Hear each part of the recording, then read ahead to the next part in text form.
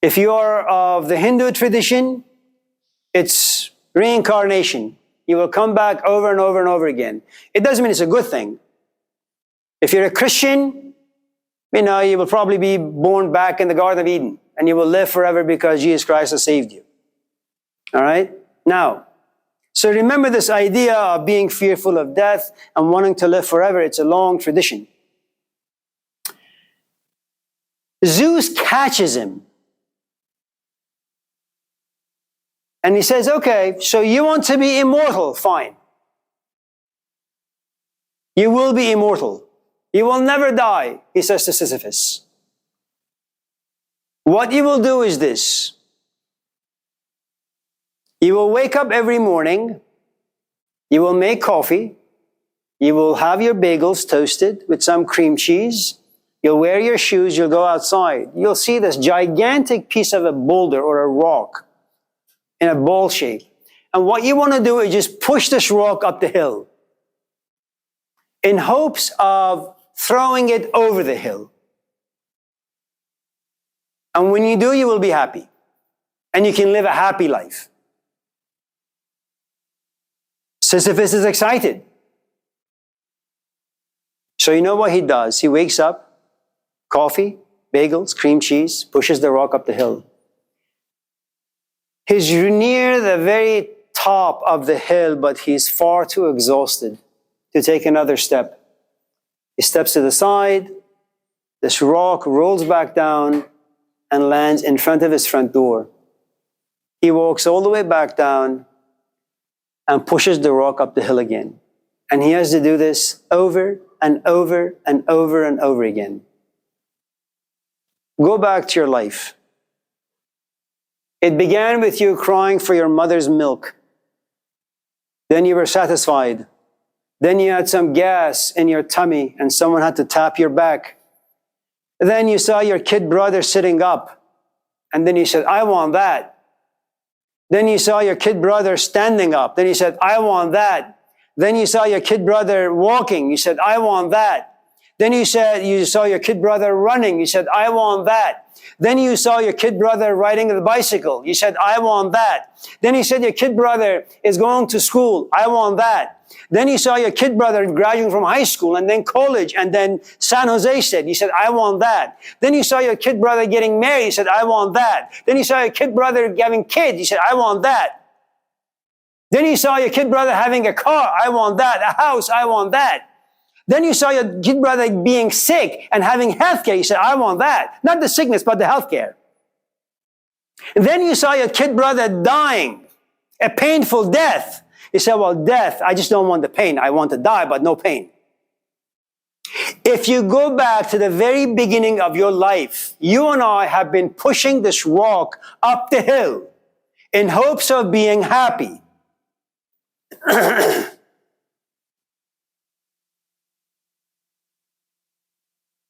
Some people say the Buddha was great, Jesus was great, Moses was great, Muhammad was great. Really? Okay. So at a certain point in their life, they realize they have no meaning to their life. What do? They go on this journey. They find God, fine. Well, they're rich now. What happens? They find themselves in a different poverty. I am rich, but now I want to give to people what I have inside. But who told you? Why do you need that? Oh, I just need to. It's like when you drink too much liquid and you got to pee.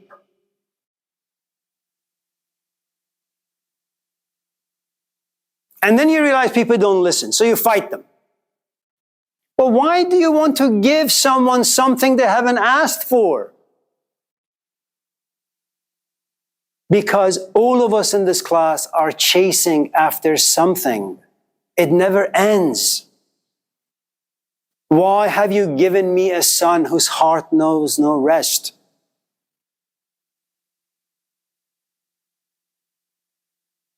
I had a student some years ago. This is in 1998 or something. His name was Dash. One morning in class, he says, do you really think it's moral to have children? It's an interesting question.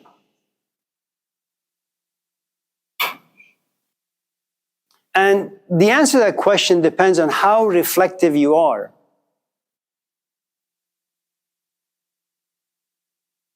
How well you think. And how you see life. Let me give you a couple of examples.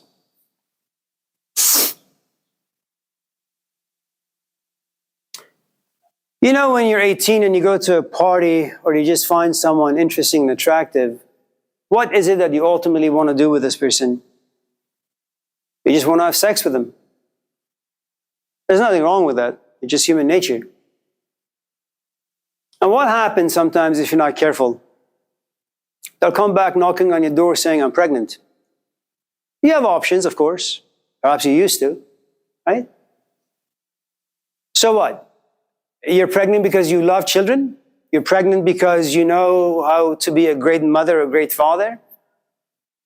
You love kids because you live in a great culture and society that knows how to best take care of kids? What? That you're in France, that they give you 2 years pay for staying home and taking care of your child? Of course not. Children, for the most part, are a product of sex.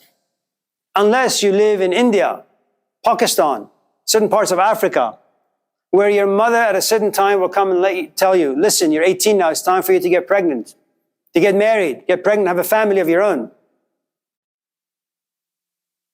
Okay? So, how do kids come about? Sex, for the most part, for us. Now, this is what usually happens. And for those of you who have children, maybe you can think about this yourself a little bit. The moment your child comes out of you, you love him.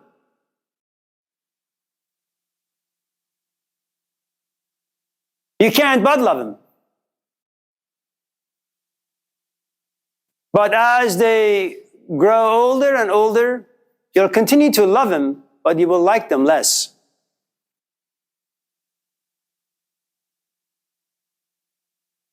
Do your parents love you? Absolutely. Do they like you? Probably not. Then these poor parents have to wait and wait and wait until you go to school, become educated in the right way, think about things the right way, hopefully make the right decisions for your life. Then one day when you're like 35, 40, 50, 60, if they're not dead yet, they can look at you and say, I love the way you have turned out. I'm very proud. Now, not only can they love you, they can also like you. We are very, very lovable. We're just not very likable.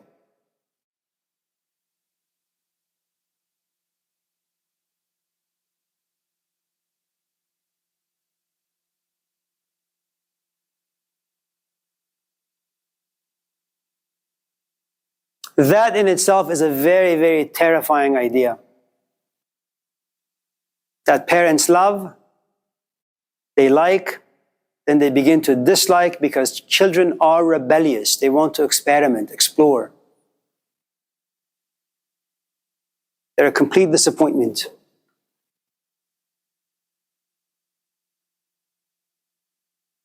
Now, there are some people, and I'm talking mainly about women now, that at a certain point in their life, like about 27 to about 35, 36, it's not so much reflective, but biological. Something about them, their body says, I want children. And they begin to look for a man or a woman or adopt something, doesn't really matter.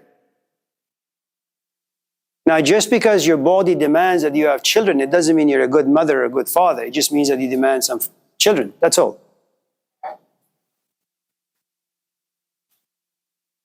Now,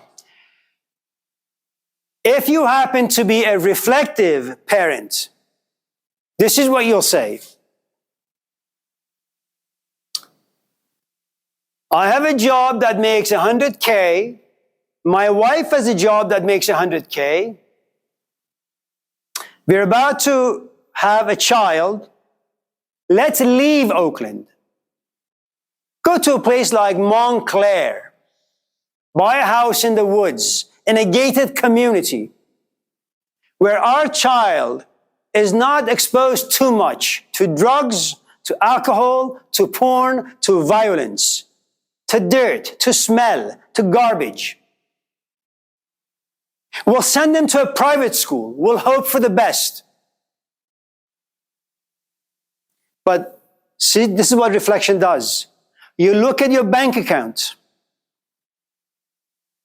You look at how much physical power you have in life so you could protect your child from harm's way. If you happen to be really, really, really reflective, this is what you do. You look at yourself and you say, I have been restless for the past 25, 30, 40, 50 years of my life. Life is really complicated. As an adult, as a mature, reflective adult, I can't figure things out. Society is a tough place to live. Too much violence, too much drugs, too much porn. Life is confusing. Do I really want to bring a child in a world that is so unsafe, so unpredictable? Remember, I'm not talking about 100 years ago. I'm not even talking about 50 years ago. I'm talking about 2021, 22. A reflective person looks at their society, looks at their own life experiences, looks at all the pitfalls, all the complexities, and says, no, I refuse to bring a child whose life will eventually become like mine. Now, are there exceptions to the rule? Absolutely. Can some people be born in filth and ultimately become gold? Definitely. How often is that? Not very often. Do you want to risk it? The answer is no. That's what a reflective human being does.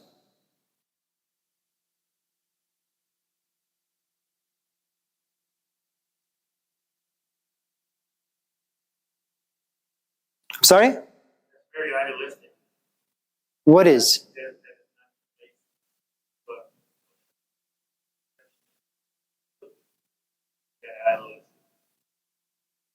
Wish it was.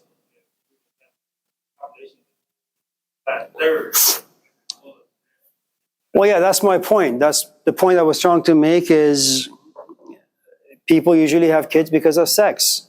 People have kids because, you turn to be 35, 36, 37, you look at your life, you're lonely, you're getting old, you're getting ugly, you're getting smelly, you want someone, you want a family, so you have a child.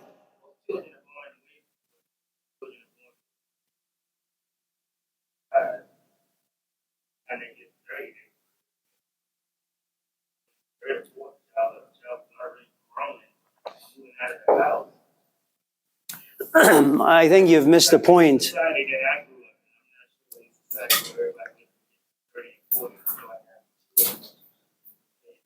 Some societies, childbearing age, 16, they're already married. Zoni, I think you missed the point. Yeah, but I think you missed the point of what we were talking about.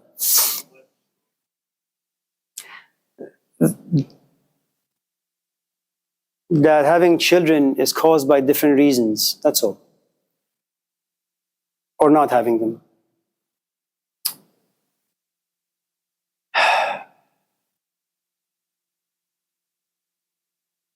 Now, what happens in the Epic of Gilgamesh when you forget?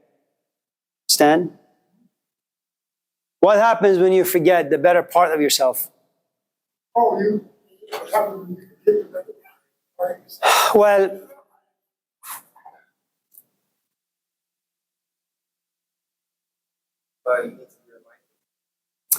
Well, no. I mean, yes, but no. Even if I was to remind you that, Dave, you're in my class, listen up, I'm reminding you, but it doesn't mean that you can do it.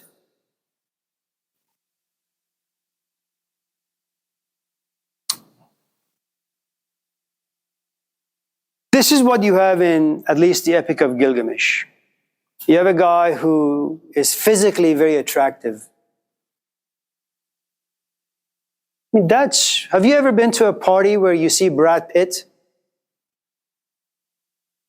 So there is you, Dave, and there is Brad Pitt.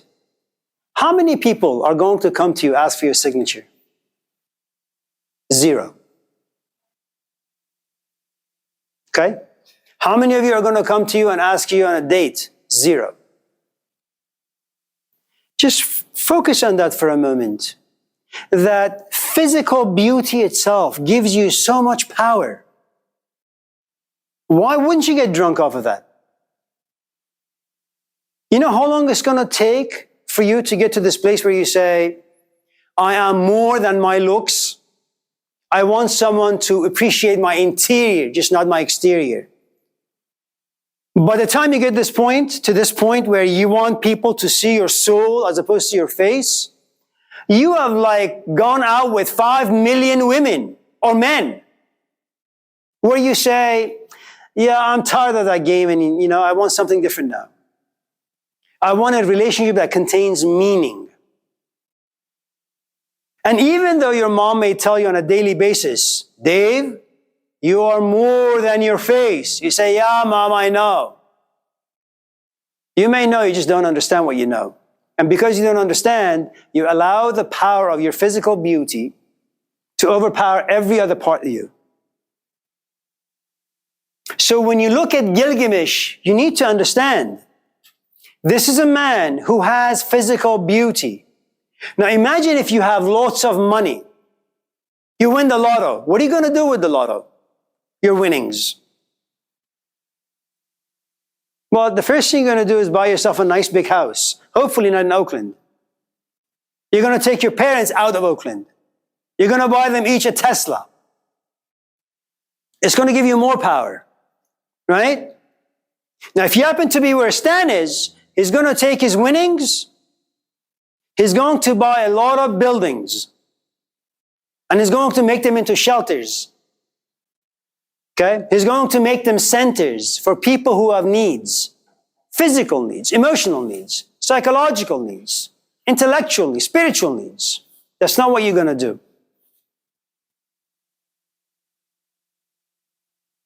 So you need to understand, whenever you have power in life, it needs time for that power to be tamed. It's wild. So when you read the Epic of Gilgamesh, you should really give this man some respect for being a king, having power, having beauty. It is true, that he bullied people. It is true that he exploited people. But there came a point in his life before he got too old and decrepit. He had the energy and the youthfulness to make changes to his life, not just have regrets, to make real changes. How'd that change come about, Dave? For Gilgamesh. I'll tell you, since you haven't listened to the whole thing.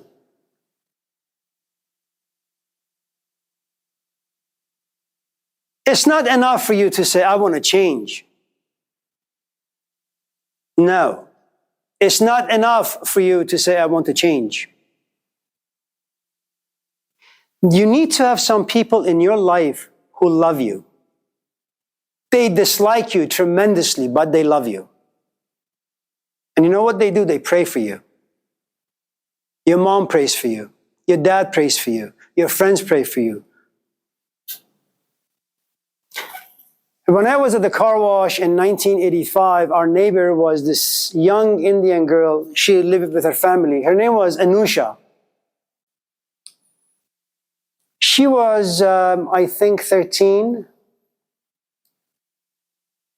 One day she wrote this essay for her English instructor at Roseville High School. And in the essay, it was 17 pages, 13 years old. She had said that by the week's end, she's going to commit suicide. And she explained everything to this professor, to this instructor. This instructor came to realize that this girl has such great emotions. She thinks so well, and she expresses her feelings so well. She called her parents, didn't tell them that she's going to commit suicide. She said if they are willing to have her spend an extra couple hours with him. He worked with this girl every single day. She graduated from high school. She graduated from Cal with a doctorate in literature. She now teaches at Oxford.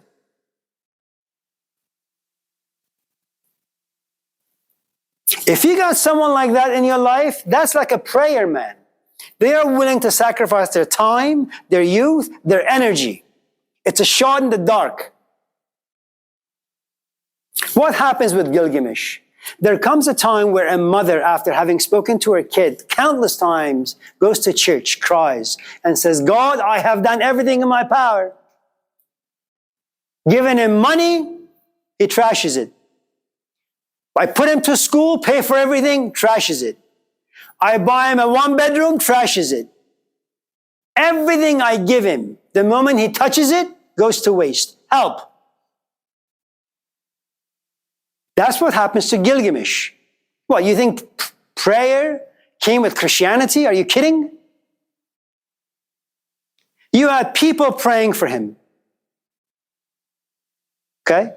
You had his mother praying for him. And in the end, what happens? The gods listen. What do the gods do? We need to remind Gilgamesh of who he really is.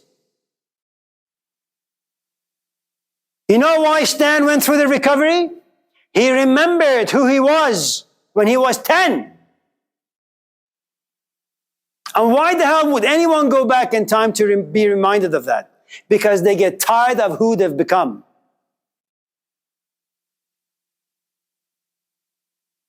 It's not enough for you to wake up and say, I want to change today. It's not going to happen. Now, what happens? What about the restitution for those who he had offended before he had an epiphany? That's a shame. Collateral damage. That's right. How many people do you think you and I have stepped over to get to the place we are? Now,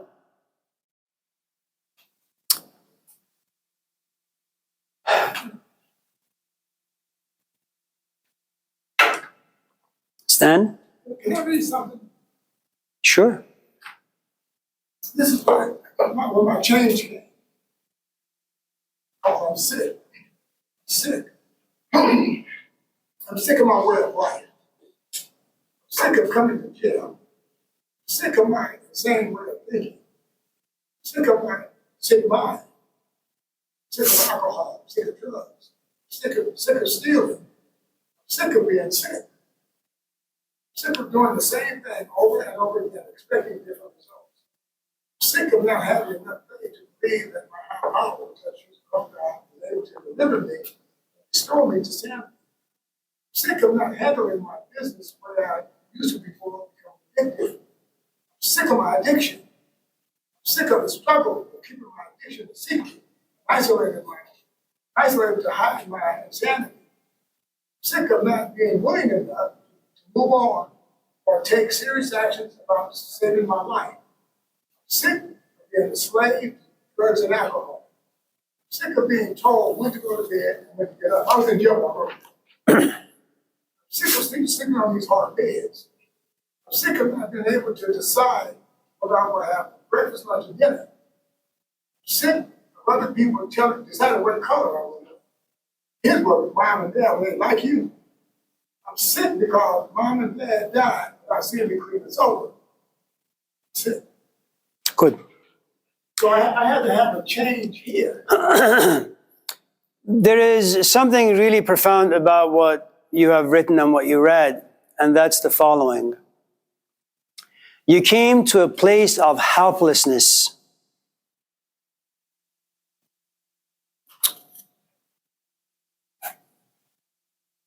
Have you seen that movie with Robert Downing Jr. called The Judge? You should see the movie. It's really, really good. And you don't have to see the movie, but let me just give you kind of a scenario. You see, Stan, right now, I can stand on my own 2 feet, and I'm quite able and strong physically. And I've had this image of myself for the past 60 years. There's going to come a time where, if I live that long, my back and my knees and my hip will begin to hurt. And then my wife, if she's still with me, she'll say to me, let's go to Walmart, get you a cane. It'll be easier. That's my third leg.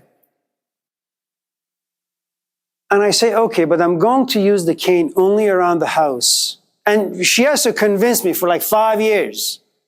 Because you see, I have to be okay with this new image of Amir Sabzevari. See, this is where I am right now. It's going to be very different when I walk to class with a cane. I have to be okay with that image. And I have to be okay with you looking at me saying, oh, this guy is really old. He should have retired a long time ago. Okay? There is going to come a time where I realize that the cane is no longer enough. I need to be on a walker. Now I have 6 legs. There's going to come a time where I say, no, it's too much. I need a wheelchair. Not the one that I push, a motorized one. Then there comes a time where I say, I need someone to help me sit in it, and I need someone to help me get off of it. Do you know how difficult it is for someone to say, I suck as a human being, I need help?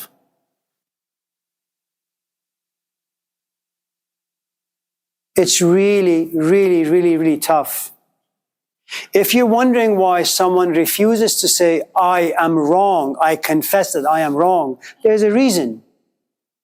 There's a reason why when couples get into an argument, even though the wife or the husband, the companion knows that they are wrong, it's such a difficult thing for them to say, I am wrong, I'm sorry. It takes a good amount of maturity for you to get there. We are not the sort of animals that can exercise humility in an easy way. It's really, really, really tough. I mean, you read, for example, the scene in one of the Gospels. Let this cup pass by me. It is such a moving scene. Or where he says, Eloi, Eloi, lama sabachthani. My God, why have thou forsaken me?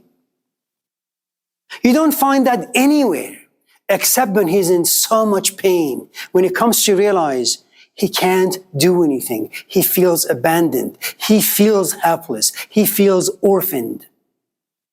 And the point I'm trying to make, what you wrote is at a moment where there is so much pain and anguish and dread that this stuff just oozes out of you. But here's the thing. 10 minutes later, it's all forgotten. It just becomes poetry. Yeah. 3 notes. Jesus prayed that the cup of suffering be taken from him at the cross and suffering of all men. And while he was on the cross, suffering and suffering of all men into his own, that's when he started to ask why I love. Another note that I mentioned about Gilgamesh that I found very selfish is that the art of it's a word for it, I can't find it. When an owner or king goes out and has sex with the newly married bride before consummation, that act is not a very honorable act. This lasted through history. English or get it to the Scottish and African. It's something that is unforgivable and it's not collateral damage because these acts some of his acts, whatever his acts were, including the act where he killed off the body in a forest, which they get down there doing. I mean, these things have a rippling effect in history if you look back. You are absolutely right. The only difference, Zoni, is that it was common practice in those cultures. See, what usually happens is the following. When Bill Clinton, I'll say this and then we'll go. When Bill Clinton was still in office, there was a young Haitian woman who ran away from her country and came to the States. And then the Haitian government asked for her return. Now, America is not known for its behavior towards other cultures. It has a tendency of thinking itself to be very superior and other cultures being very inferior. Now, why is it that this young woman ran away from her country or parents? She had to go through this practice called excision. It's female circumcision, common practice. It has nothing to do with Islam, it has nothing to do with Judaism or Christianity. It's just something they've done for a long, long time. Now, and it's usually something that the mother goes to the daughter and says, we need to do this right now. The problem with excision is that oftentimes when women go through circumcision, the act of sex, when they get married or when they have sex, it becomes a very painful act, okay? Second, it also sometimes pains them when they simply walk. And this young woman had access to, articles, modern world, and she said, I don't want to do this anymore. And so she ran away. Now, America had a problem with her coming here. If we return her to her family, they're going to do to her something that she doesn't want to be done. If we keep her here, we're saying that we don't like certain parts of the Haitian culture.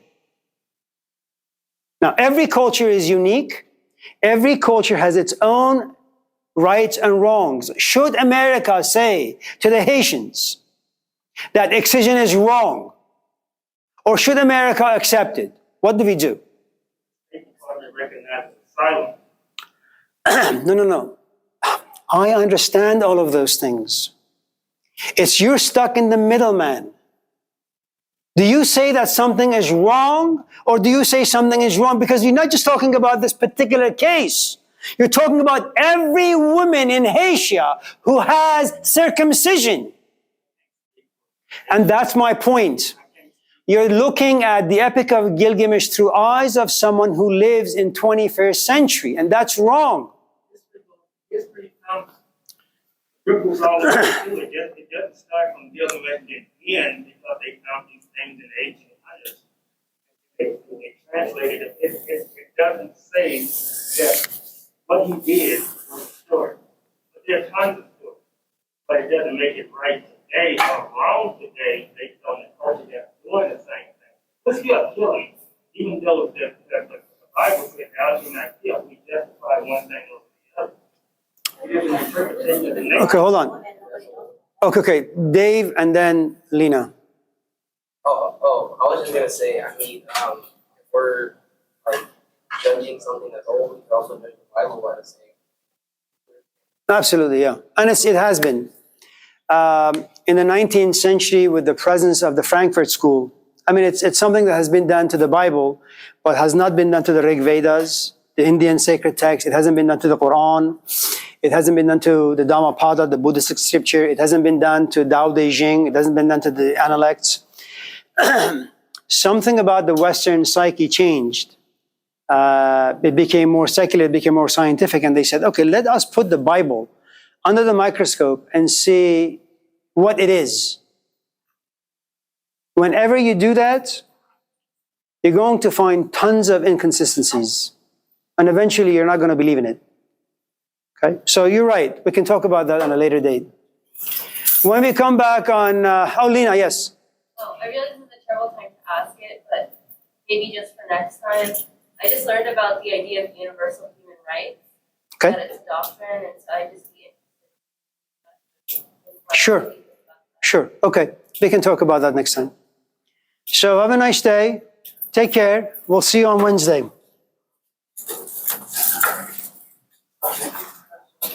Thank you. Thank you.